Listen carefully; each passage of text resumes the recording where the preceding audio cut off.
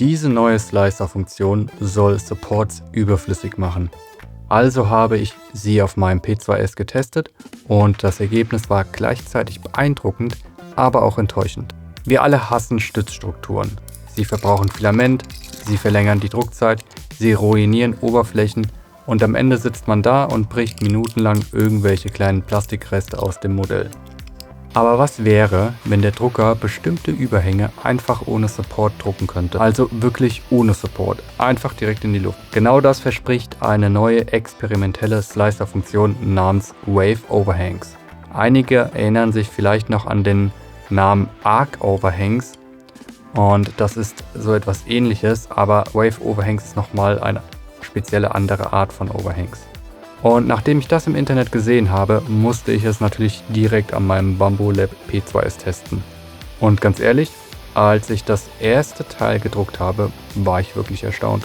Der P2S hat einfach so angefangen in die Luft zu drucken und es hat wirklich funktioniert, zumindest erstmal.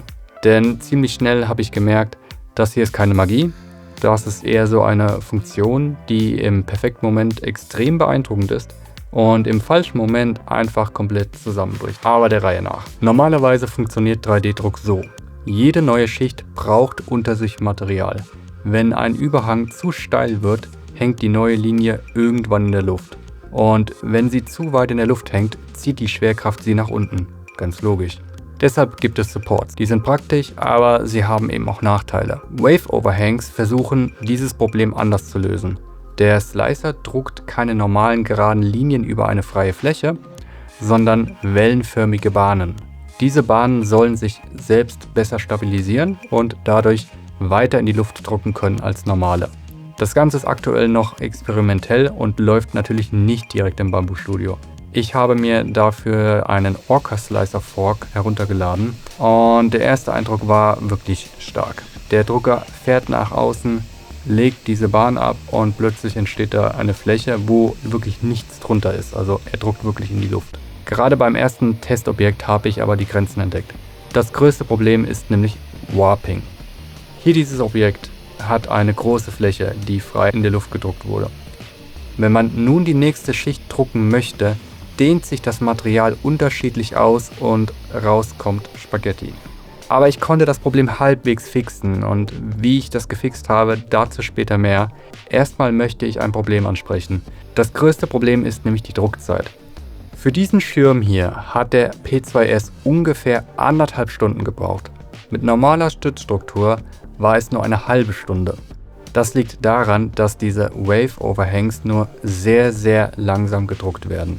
Der Drucker fährt also nicht einfach schnell eine Fläche ab, sondern baut diese Überhänge vorsichtig Linie für Linie auf, sodass sie aneinander kleben bleiben. Langsam ist auch hier das richtige Stichwort, denn um mein Spaghetti-Problem der nächsten Schicht oberhalb dieser Wave-Overhang-Schicht zu lösen, habe ich die Geschwindigkeit massig reduziert und zwar wirklich extrem langsam. Das half, das Spaghetti zu besiegen, aber das Warping konnte ich damit nicht vollständig beseitigen.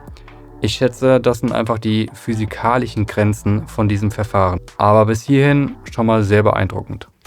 Als nächstes habe ich einen Stresstest versucht. Und dafür habe ich mir ein unsinnig komplexes Teil in Fusion designt. Leider habe ich keinen einzigen sauberen Druck damit hinbekommen. Das Teil lässt sich zwar irgendwie drehen mittendrin, aber da sieht man schnell, dass diese Funktion nicht für jedes Modell gedacht ist. Sie ist kein genereller Ersatz für Supports. Interessant wird es eher bei speziellen Konstruktionen oder bei beweglichen Teilen, die in einem Stück gedruckt werden. Oder bei kleinen technischen Details, bei denen ein Support mehr Schaden anrichten würde, als er hilft. Den Schirm hier habe ich zum Beispiel mit herkömmlichen Support gedruckt. Zum einen habe ich sehr viel Müll erzeugt und zum anderen sieht die Fläche unter dem Schirm gar nicht mal so schön aus. Da muss ich sagen, glänzt Wave Overhang extrem. Die Fläche unter diesem Schirm ist richtig gut geworden. Ich würde Wave Overhangs also nicht als Support-Killer sehen, sondern eher als zusätzliches Werkzeug.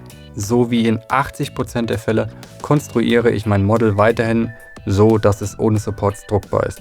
Also mit einem 45-Grad-Winkel, mit Phasen, mit Rundungen und so weiter. In 15% der Fälle nehme ich normale Supports und vielleicht in 5% der Fälle könnten diese Wave Overhangs ziemlich interessant werden, gerade wenn man so ein Schirmchen drucken möchte. Mein Fazit nach dem Test mit dem P2S ist deshalb ziemlich klar. Ja, Wave Overhangs funktionieren. Und ja, es sieht am Anfang wirklich so aus, als ob der Drucker einfach in die Luft druckt. Das tut er ja auch, aber die Funktion ist noch sehr empfindlich und keine Allround-Lösung, auf die man sich blind verlässt und einfach normale Supports deaktivieren kann. Trotzdem finde ich das Feature extrem spannend. Welches Modell würdet ihr damit drucken? Und wenn ihr wissen wollt, wie man solche Overhangs in Orca Slicer aktiviert, dann verlinke ich euch den Fork unten in der Beschreibung. Danke fürs Zuschauen und bis zum nächsten Video.